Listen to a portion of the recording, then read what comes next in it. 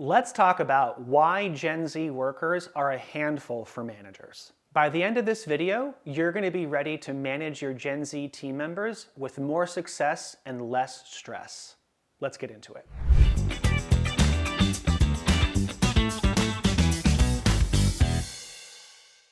We're going to talk about if Gen Zers are actually a handful for managers. I'll give you some best tactics for managing them, and also some hot tips for avoiding challenges with Gen Zers before they happen. I gotta start here and address sort of the negative tone of this question. You know, like they're a handful. Here's the thing. I know that they are challenging to lead. I'm not denying that, right? And if you're a Gen Zer, full respect to you, because I think you deserve to be accommodated, right? But the thing is that everybody's a handful. First of all, like, I'm a handful. If you had to lead me at any point in my career, I have to admit I wasn't always the easiest. So these challenges in leading people are not unique to Gen Z. But even if you've got really, really challenging Gen Zers, or you feel very passionately about the fact that they are a handful, something important to understand is that today, millennials and Gen Zers combined are 61% of the global workforce. In fact, I believe, according to McCrindle, which is where this data is from, Gen Zers in 2026 are 27% of the workforce. They will rise to be 29% of it by the year 2035. That is nearly a third of the available global workforce. This is not a group of people that is small enough to not take seriously. So for any leader who's watching, there is no future for your business that does not heavily rely on your ability to effectively and positively approach, manage, and drive results through Gen Z professionals. The second thing to think about in terms of what might make them a handful is that work is literally worth less than it used to be. And here's the thing, they know it.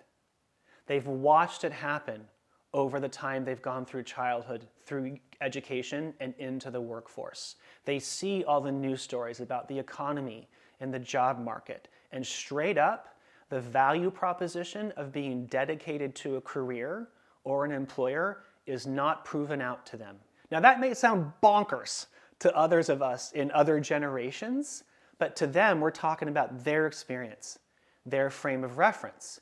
And so they're gonna push back against that. When you go to them and say, you need to give us your best because a good person gives their best to their job, or it's gonna pay off for you, they may not be on board with you with that. And that's gonna cause some friction, and that might make them feel a bit more of a handful to you. Also, important to remember that Gen Zers are used to being accommodated.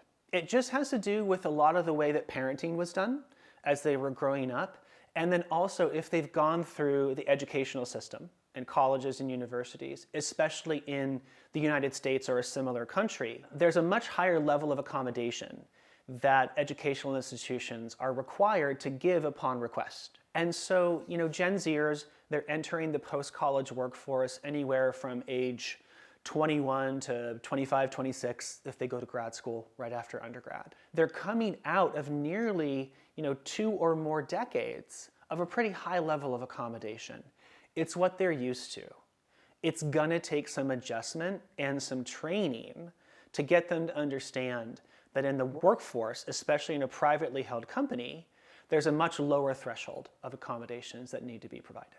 Now, here's something we can do as managers to make it less of a handful. We can stop assuming that they already know what we need them to know when it comes to professional etiquette, like office behavior or workplace behavior, or also specific processes and skill applications within our work environment. Approach them with training before you approach them with performance management. Because here's something we all need to know. Like I went to college more than 20 years ago, right? A lot of older leaders I talk to about this end up saying, well, don't colleges teach professional etiquette? No. Most colleges and universities do not teach professional etiquette to their students. And so you can't ever assume that they're coming out of college knowing how to behave in the workplace. You also can't ever assume that they know how to behave specifically the way that you need them to behave. So train them before you judge them for not knowing something. Another big reason why they can often be a handful goes back to something I mentioned earlier. They need safety, and they're in an unsafe world. This isn't just about work, right? Because the environment in which everybody makes their decisions and forms their feelings happens in their life. It's not just about work. And so they live in an unsafe world. Today's world is unsafe and uncertain. Those are the defining characteristics of it. Anybody would logically feel unsafe and uncertain. But the expectation that just because they've logged into their work email or they've walked into a physical office space, that they will suddenly shut off all of that part of their humanity, it's a false expectation. It's not the way that humans work. And so it's important to understand that their life beyond work and the unsafe world in which they are clamoring for safety can have a big impact on how they show up at work and if they are difficult to manage. Here's the other thing. They're young, right? In the year 2026, Gen Zers are between 14 and 29 years old, which means that over half of them still aren't even 20 years old. Most of them still aren't even 18 years old. Most of them are still in high school, maybe even middle school if they're a little bit older in middle school. So they're just young. Any of us who have been young and aren't young anymore, this guy right here, we know like how much time teaches you.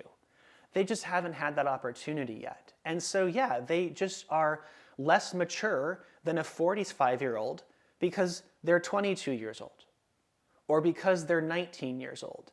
That can't change. That's one thing where every leader is going to do better for their business by choosing to meet the Gen Zer where they're at, rather than expecting them to not be young while they're young. I gotta thank you for listening to this conversation about Gen Zers and if they are a handful and what to do if they are, because first of all, I genuinely care about this generation. Also, I genuinely care about your business. And so this kind of information is so helpful in knowing how to reduce that friction between you and the results you have to generate. If you want to know about the other generations in the workforce which are a part of your life, go to the link in the description to my video on how to engage a multi-generational workforce. It's basically going to take the things we talked about with Gen Z and look at it for all the generations in the workforce. See you there.